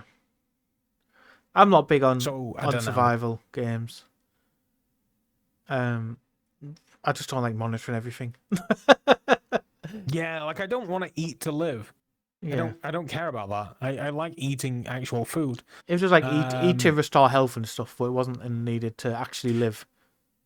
yeah, that's it. I don't want hunger to be a problem. Yeah. I don't want to manage that. Fantavision 2000. Fantavision. Yeah. That's what it's called. But yeah, I'm What looking. else is on the list? The Last Clockwinder. I own it on the PC. I'm probably just going to stick with that, and I'm not going to jump into the. Yeah, I own it on the PC, not played it. Yeah. Demio, I own it on the Quest, and I don't play enough of it on the Quest. I'm not going to buy it on the PlayStation. Yeah, same. Yeah. Tentacular, love the game, looks great, but I don't know if it's got enough legs for me to go out and buy it on the PlayStation. Yeah, I did the beta with that, and I never took to it at all. What's going on? Hello Neighbor VR. Have you seen anything on this? I do have a contact at Tiny Build, so I probably will end up playing it. I've played Hello Neighbor. I think it's Hello Neighbor VR. Did they say there was going to be co-op on it? If there is, that could be big. Yeah, I get the impression it's almost a bit the what is that game about hiding his objects? Prop hunty. I think it might be a bit prop hunty. I don't know. It's a very weird, it's a very weird premise. It's like saving your friend from a creepy neighbour's basement. But, Hello Neighbor Search and Rescue is the second VR adventure of devilish sneaking game. Once again, you have to outsmart your neighbor, Mr. Peterson. Yeah, I don't know if it's been in VR before, but it might just be that it's the sequel to Hello Neighbor. Yeah. That might be what they're saying. Yeah. So I can't remember it being in. Yeah, that probably is the reviewer just a bit wrong or taking some liberties. Have you seen Townsman VR? A game that you can go on most key websites and buy for about £1 on PC. Yeah. It's 32 quid. What? And the last time I played it, that game had not had an update in over a year. Like, it was abandoned. It's one I wanted to play and then never ever got around to. Didn't even end up buying it. Yeah, it's super cheap. I think I've got like 3 keys that I've just got from bundles and stuff. So, I mean, if you want a PC copy, just let me know. But yeah, I was shocked to see when that was announced.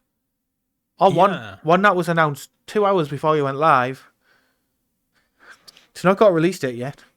And I don't think I'll get it on PlayStation VR, but for PlayStation VR people who don't play PC, Walkabout Mini Golf has been announced.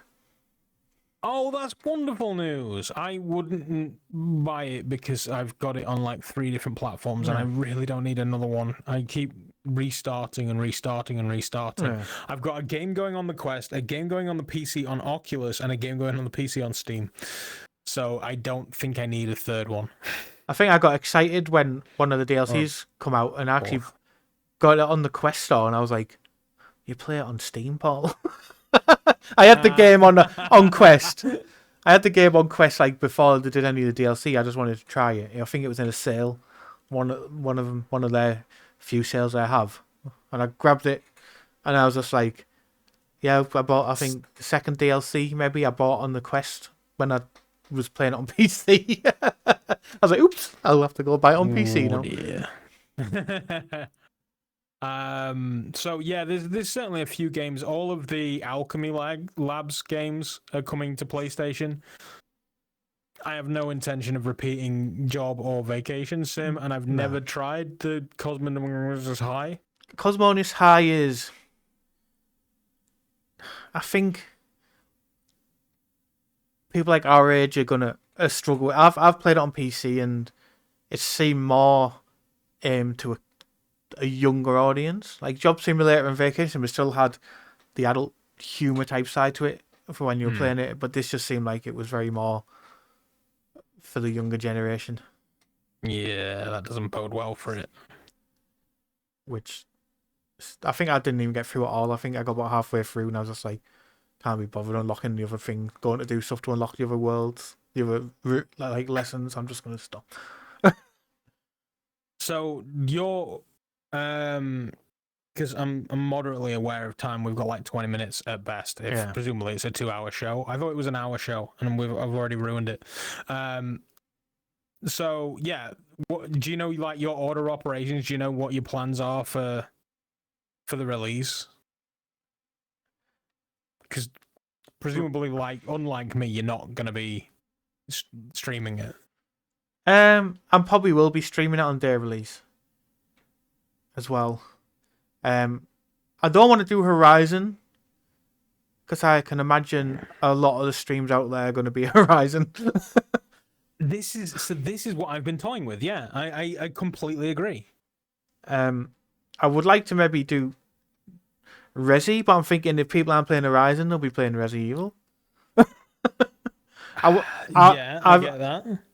I'm more in the line of pushing the smaller developers' games out there. So, I mean, it might not make an entertaining stream for people who want to see what I can do, see these big games, but switch between things like Puzzling Places, Garden of the Sea. Give these little ones some like airtime because what the bat.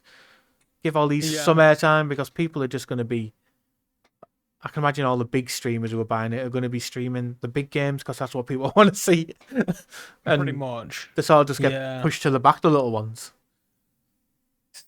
See, I'm like you. So I've got Gran Turismo and all of this, and my thought is that when I get the thing, I'm gonna want to show this stuff off.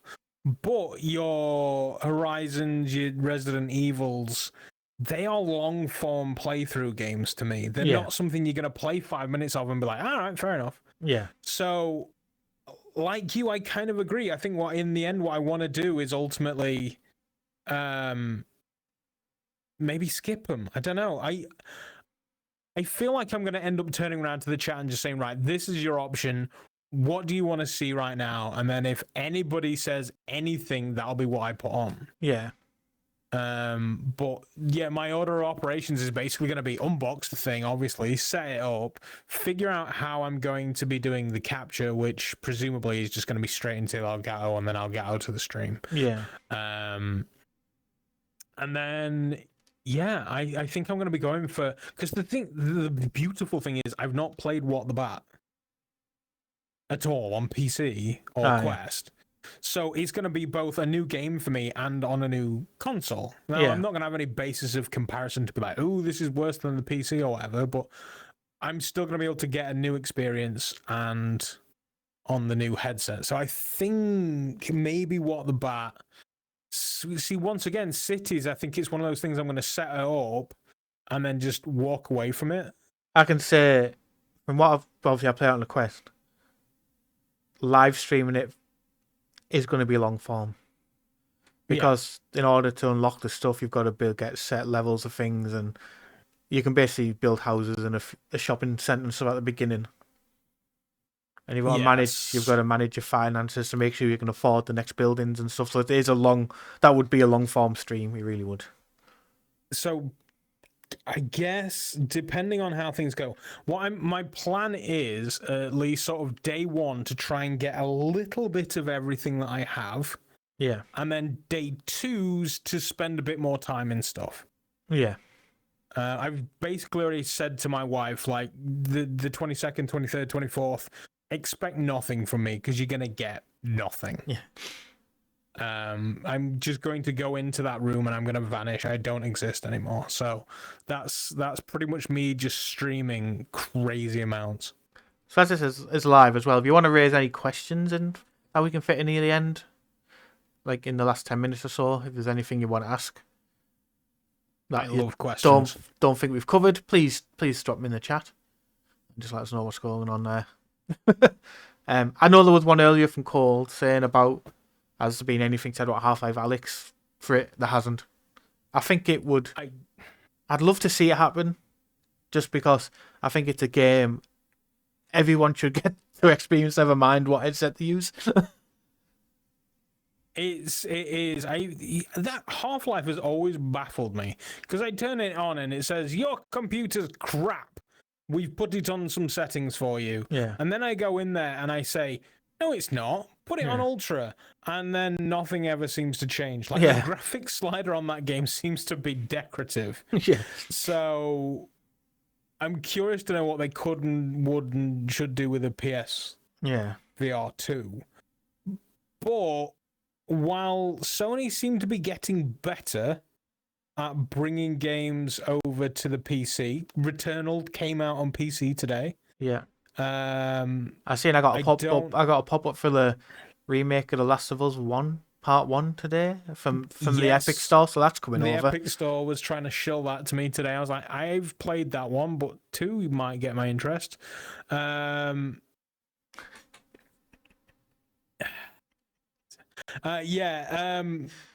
But then I don't know whether Steam are gonna let Half-Life Alyx go anywhere out of their ecosystem. No. The big screen beyond. Yes. So Bol brings this up, and it is a good question. It is technically a VR podcast. Have you what's your? Because was it a Kickstarter? Like they said, people have them already. I know don't Mike's know. got one, but it's Mike, so you know. I like the size of the form factor, but it doesn't interest me because it's got a 90-degree FOV, and that's what we had. I think it was on Bol's last stream. I basically put 2016's called. It wanted its FOV back.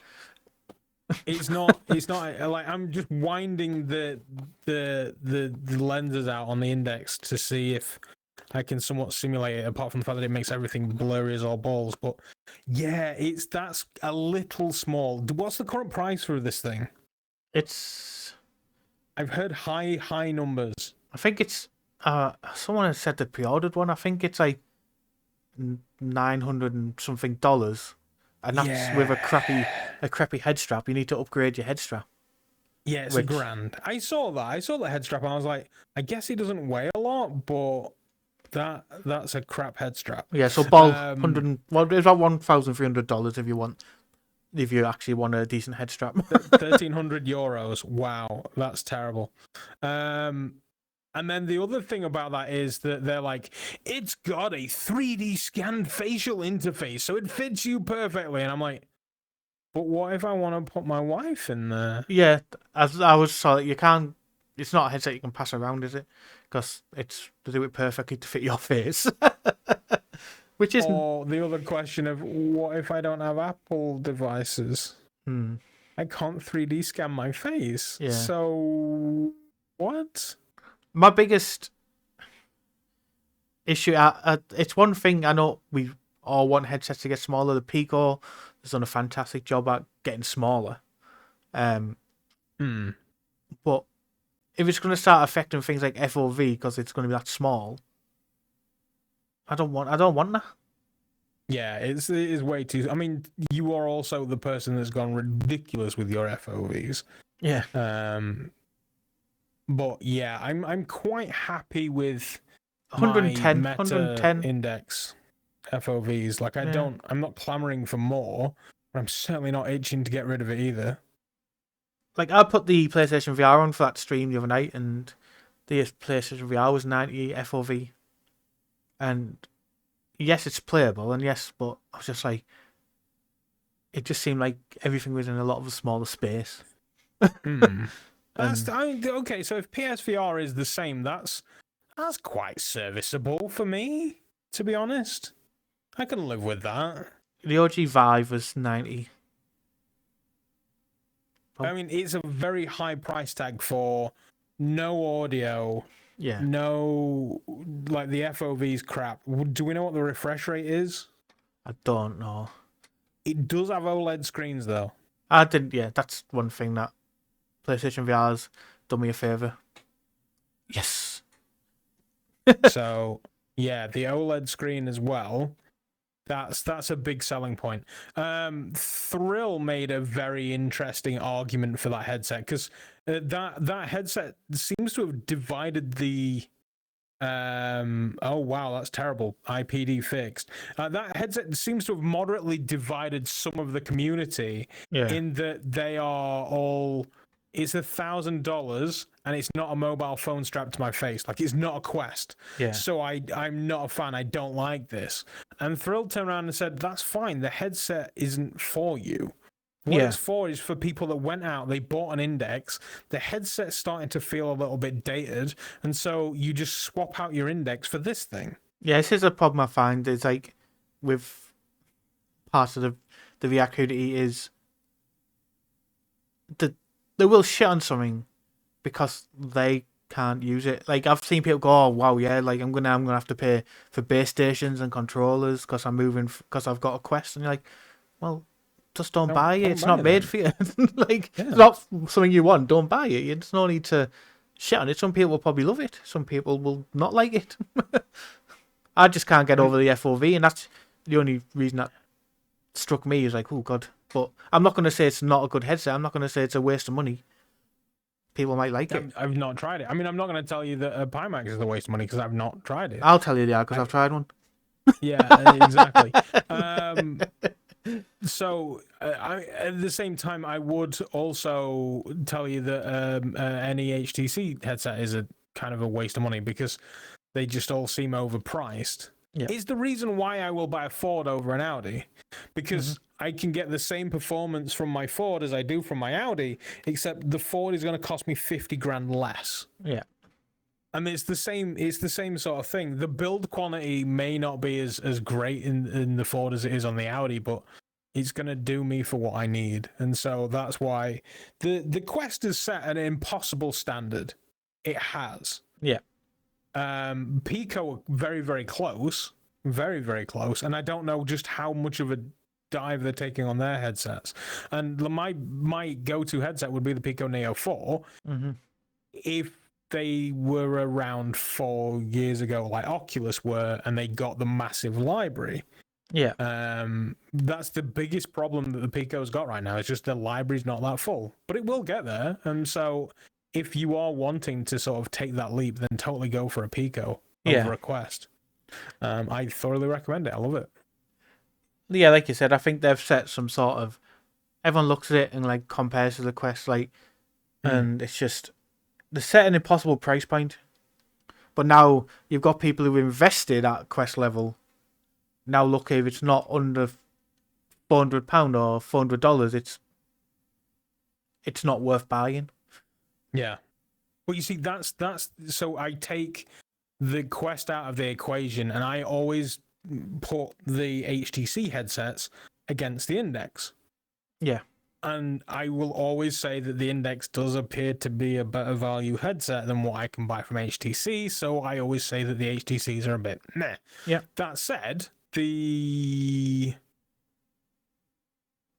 headset that they have, that it might be the Cosmos Elite, is actually a lot cheaper than this thing now. It's like 500-600 quid. Or yeah. I've seen it at that cheap, and I'm like, that makes it a viable option, but it might have been a January sale or something. Yeah. 13 does give us a question of what's the first game you will play in PSVR2. I truly don't know. What game should I play in PSVR2? Because you're probably going to be in the chat, and then you can tell me what game. I'll give you some options, and you tell me. But while my first instinct is going to be to try Horizon, I might not touch that at all. Yeah, that was always my thing. Like when I pre-ordered it, I was like, I mean, it made sense to get the Horizon bundle anyway because you save money than buying the Horizon on its own with that on its own. But I was like, Horizon will be my first, and I was Switchback was always going to be my first. Always going to be my first. I sort of took the view on it as Rush of Blood's my first PlayStation VR experience, so Switchback was my first PSVR 2 experience. Isn't there another spoopy game? But then, that's the roller coaster one. What's the Dark Pictures? Yeah, that's Switchback, yeah. Okay. The Dark Pictures Switchback. I thought there was another spoopy game. I could be wrong. I mean, the list I'm looking at on Google is not ideal. There's Um, Resi 8's the only over really one I think on. I think these other ones yeah. coming out, but they're not release days. There's Madison, Right. Okay. Yeah.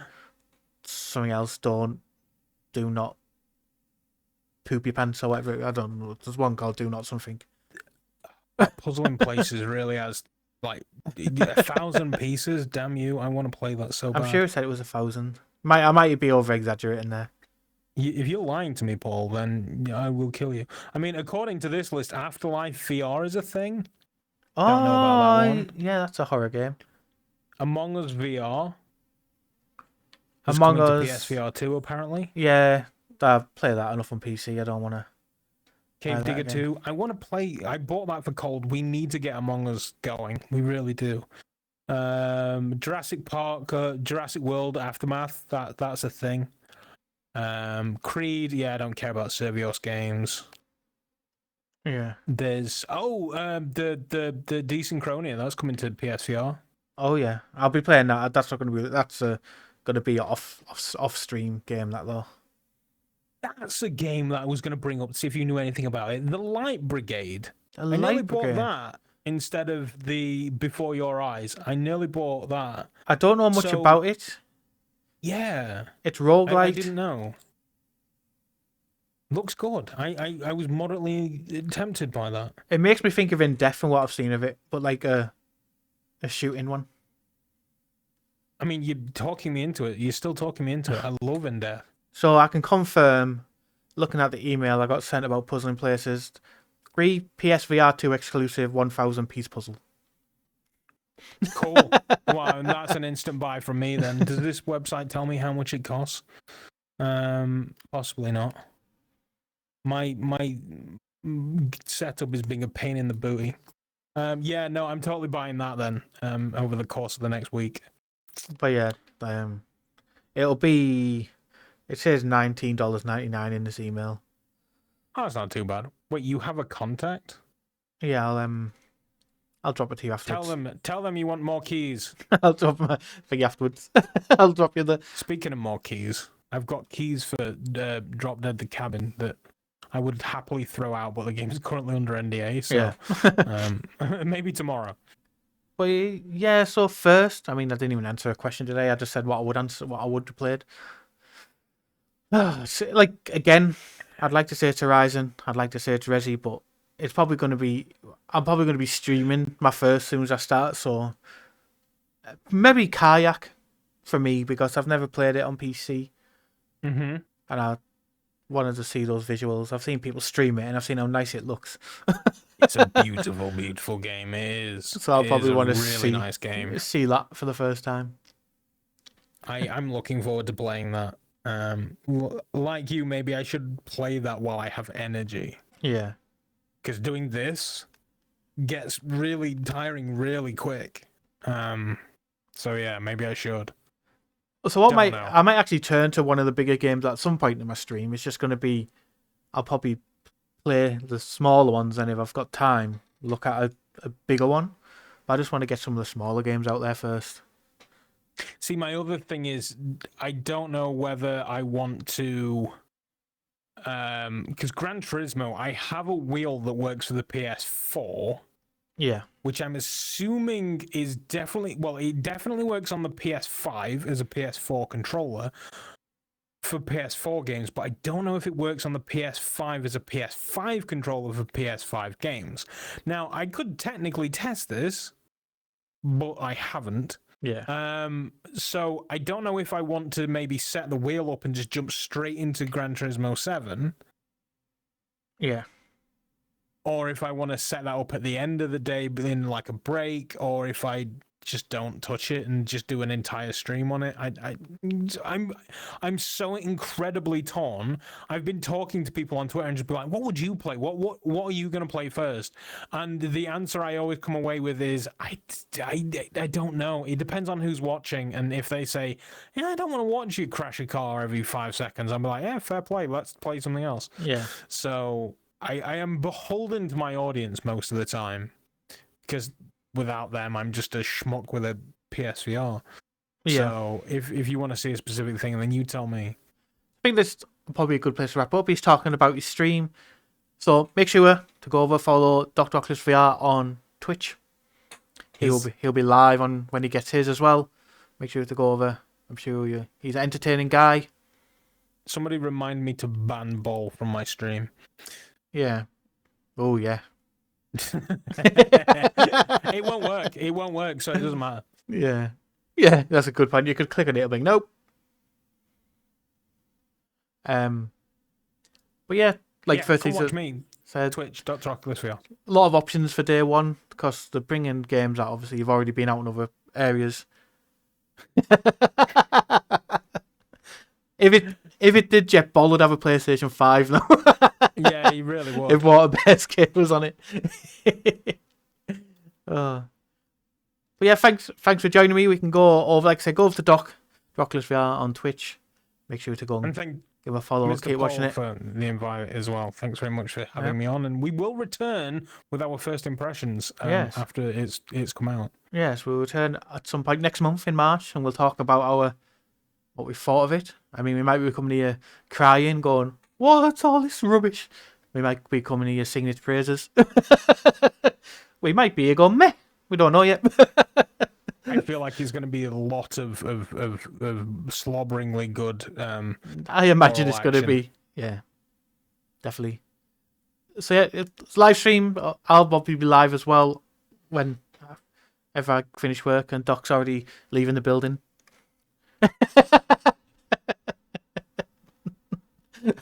Somebody behind. He's behind you. Oh no, he isn't. I'm just trying to check out what you've got going on back here. This nice shapely frame. Let's get a tight one on you. A what? Oh, there we go. yeah. So thank you everyone who's joined. Go over check out Doc's channel. I'm trying to point with my controller that's run out of battery. Go check him out and make sure to follow if you've enjoyed this.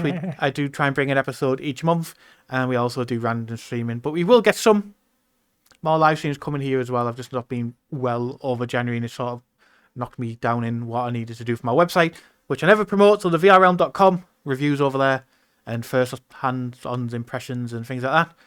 So thank you for everyone who joined, and until next time, next month, next time I stream. Bye for now. This is where I struggle.